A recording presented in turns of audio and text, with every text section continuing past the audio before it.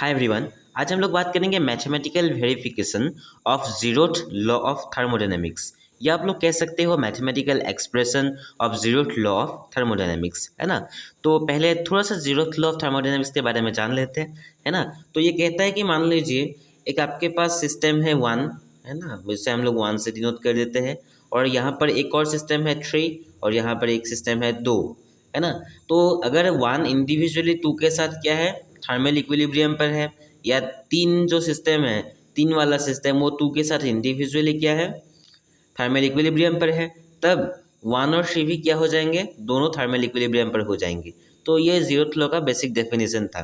तो इसका zeroth law का नाम क्यों पड़ा, क्योंकि देखिए थर्मोडायनेमिक्स में क्या होता है, फर्स्ट लॉ और सेकेंड लॉ आते हैं, लेकिन फर्स्ट लॉ और सेकेंड लॉ जो है उसको समझने के लिए, है ना, बेसिक्स तो हम लोग को समझना पड़ेगा, और बेसिक्स जो है वो हम लोग का जीरोथ लॉ देता है। लेकिन फर्स्ट और सेकेंड लॉ जो है वो पहले ही बन गए थे, है ना, जीरोथ लॉ बनने से पहले ही क्या हो गए थे, वो दोनों बन गए थे। तो इसलिए क्या किया, है ना, तो इसका नाम ही जीरोथ लॉ कर दिया ताकि लोग ये समझे कि फर्स्ट और सेकेंड से जीरो आता है तो जीरोथ लॉ पहले बना। एक्चुअली होता नहीं है, फर्स्ट और सेकेंड क्या है, पहले आए थे और जीरोथ बाद में आए थे, है ना। तो नाम की वजह से थोड़ा सा कन्फ्यूजन हो जाते हैं। और जीरोथ लॉ हमारे RH फोलर नाम के एक साइंटिस्ट ने दिया था, है ना। अब देखते हैं हम लोग क्या सिस्टम दो क्या है, सिस्टम दो और वन क्या है, थर्मल इक्विलिब्रियम पर है ना। सिस्टम दो में मान लीजिए क्या है, प्रेशर और वॉल्यूम को अगर हम लोग मेज़र करना चाहते हैं इसके अंदर, तो उसे हम लोग P2 V2 मान लेते हैं, P2 V2, और वन में क्या मान लेते हैं, P1 V1, है ना। तो इन दोनों क्या हो जाएंगे, अगर थर्मल इक्विलिब्रियम पर है तो ये दोनों बराबर हो जाएंगे। और यहाँ पर φ1 और φ2 क्या है, φ1 और φ2 कुछ आपका स्केलर फंक्शन है जो कि प्रेशर और वॉल्यूम को दिखाने के लिए या डिनोट करने के लिए यूज़ किया गया है ना। तो φ1 जो है कि ये स्केलर फंक्शन है, यहाँ पर हम लोग F12 से, यानी कि इन दोनों को अगर हम लोग कलेक्टिवली लिखना चाहते हैं तो P1 V1 P2 V2, है ना, इन चारों को एक साथ जोड़ दीजिए और वन और टू को यहाँ पर लिख दीजिए, और φ1 और φ मतलब क्या है, F फंक्शन, है ना। तो यहाँ से आप लोग क्या कर सकते हो, किसी एक को उठा के अकेले रख सकते हो, अगर आप लोग उठा सकते हो किसी वजह से या किसकी मेथड से, है ना। तो मान लीजिए मैंने यहाँ से P2 को उठा लिया है, तो क्या हो जाएंगे, F12 P1 V1, P2 को उठा लिया है तो P2 को छोड़िए V2, तो P2 इज इक्वल टू ये हो जाएंगे। और इसे आप लोग इक्वेशन नंबर 1 मान लीजिए, है ना। ठीक उसी तरह थर्मोडायनेमिक्स में क्या होता है, 2 और 3 भी क्या होता है, अगर 2 और 3 भी थर्मल इक्विलिब्रियम पर है तो सेम कंडीशन यहाँ पर अप्लाई हो जाएंगे। सिर्फ यहाँ पर P1 V1 के जगह पर P2 V2, और जो φ2 था यहाँ पर तो P3 हो जाएंगे, है ना।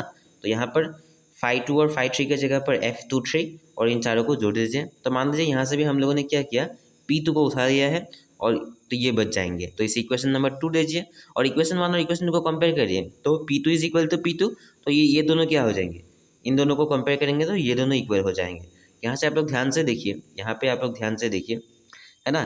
तो इस वाले में जो इक्वेशन था, इस वाले में जो इक्वेशन था, यानी कि हम लोग ये देख सकते हैं कि 3 और 4 में जो इक्वेशन है, यानी कि इन दोनों को जोड़ेंगे तो ऑब्वियसली ये आ जाएंगे, क्योंकि यहाँ से देखिए V2 और V2 कैंसिल आउट हो जाएंगे, और ये 2 और ये 2 कैंसिल आउट, तो बचेगा क्या, F1 F3 P1 V1 और P3 V3, है ना। P1 V1 P3 V3, P1 V1 P3 V3, और बचा क्या, F1 F3। तो इन दो इक्वेशन से, यानी कि 3 और 4 इक्वेशन से हमें क्या समझ में आता है, ये समझ में आता है कि जो φ1 और φ3 है वो दोनों बराबर है, क्योंकि P1 V1 P3 V3 कब हम लोग लिखते थे, यानी कि देखिए P2 V2 P3 V3 कब लिखते थे, जब ये दोनों बराबर थे, है ना। तो इसकी मदद लेके हम लोग यहाँ पर ये कंक्लूजन में आ सकते हैं, है ना। तो हैंस आप लोग लिखिए कि P1 V1 जो है और P2 V2 जो है, P3 V3 जो है, वो तीनों क्या हो जाएंगे, बराबर हो जाएंगे, तीनों क्या है, बराबर हो जाएंगे। तो आप लोग इक्वेशंस को कंपेयर करके ये सब कुछ देख सकते हो। तो ये तीनों बराबर है तो इसके कुछ कॉमन वैल्यूज भी होंगे, यानी कि फाइव P कोमा V इसका कॉमन वैल्यू है।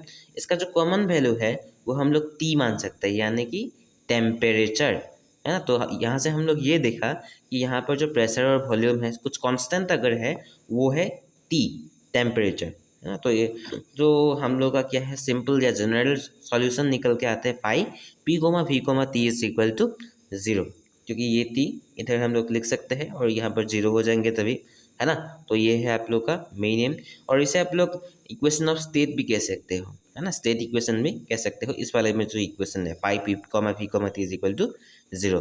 तो आई होप आप लोग वीडियो को समझ के, कुछ भी डाउट हो तो कमेंट सेक्शन में बता सकते हो। मिलते हैं अगले वीडियो पर, तब तक के लिए जय हिंद।